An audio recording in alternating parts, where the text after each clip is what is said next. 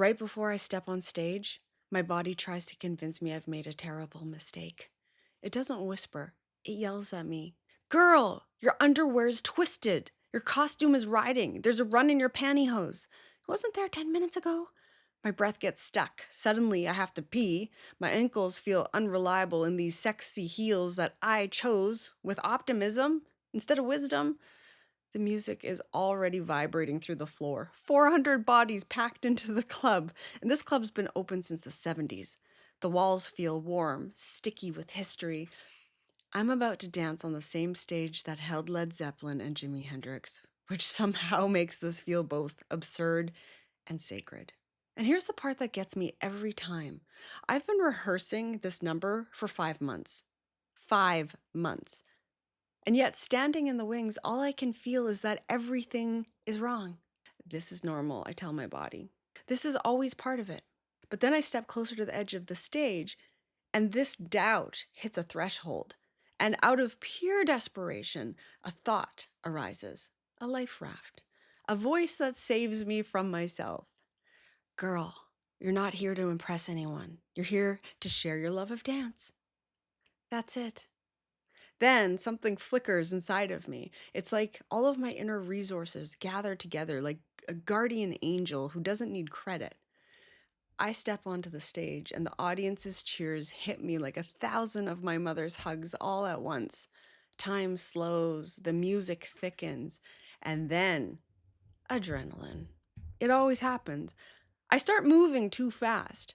I know this because I see it in the video later and I hate myself for about 3 minutes. I try to slow down and then I just stop thinking altogether. I'm inside the music now.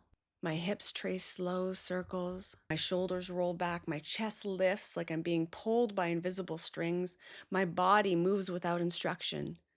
The room feels happy, like a fat toddler delighted by its own existence. I'm high, giddy, weightless. It reminds me of this Kundalini experience I had years ago, electricity running through my body, and me crying to a stranger. It was spiritual. This is what I'm addicted to. This feeling, the antidote to everything that dulls us. And for a split second, I wonder, is this God? Or have I finally learned to hack my nervous system? But here's the thing, that awful doubt feeling didn't begin on stage. It started earlier, upstairs. Right before the performance, hundreds of us gathered together in the studio above the club. We stood shoulder to shoulder like a hive of glittery bees buzzing, trying not to panic. The women in this room span decades of lives, different jobs, different stories, but every single one of them is here for herself. Our teacher grounds us with a short meditation, and then she says something simple, another life raft. It's never too late to be who you haven't been yet. George Eliot said that, a woman who wrote under a male pen name. I feel it in my body when she says that. That sense that life is still wildly alive and there may be versions of me still waiting to be lived. The word for that feeling is enthusiasm. Literally, the spirit within. And when that spirit comes online, fear doesn't just fade, it evaporates. And for a brief moment, my body stops organizing itself around fear. Can you imagine living from that state? This reminds us that dance is a gift, and that by walking onto that stage, we're mirroring embodied power back to the audience, expanding what they even believe is possible for themselves. And then we chant together, feet planted, hands on our hips. I'm a dancer. I deserve to be here. I'm here to glow, glow, glow. It could sound cheesy, but it doesn't. It lands like truth.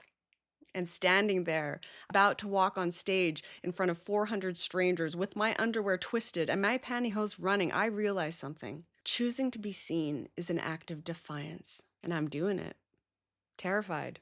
Writing is not that different. Publishing something personal, especially online, is basically dancing in your underwear in front of strangers. There's always risk that someone's going to misunderstand you, judge you, shame you. Last week, someone told me my writing was vulgar. Vulgar.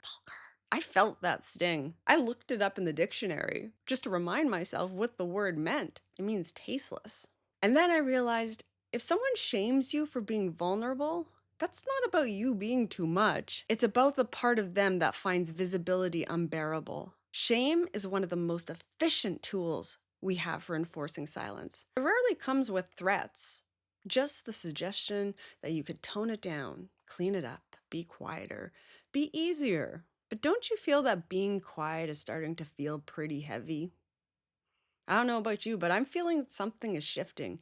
People are saying what they used to swallow, revealing parts of themselves that they once hid to stay safe.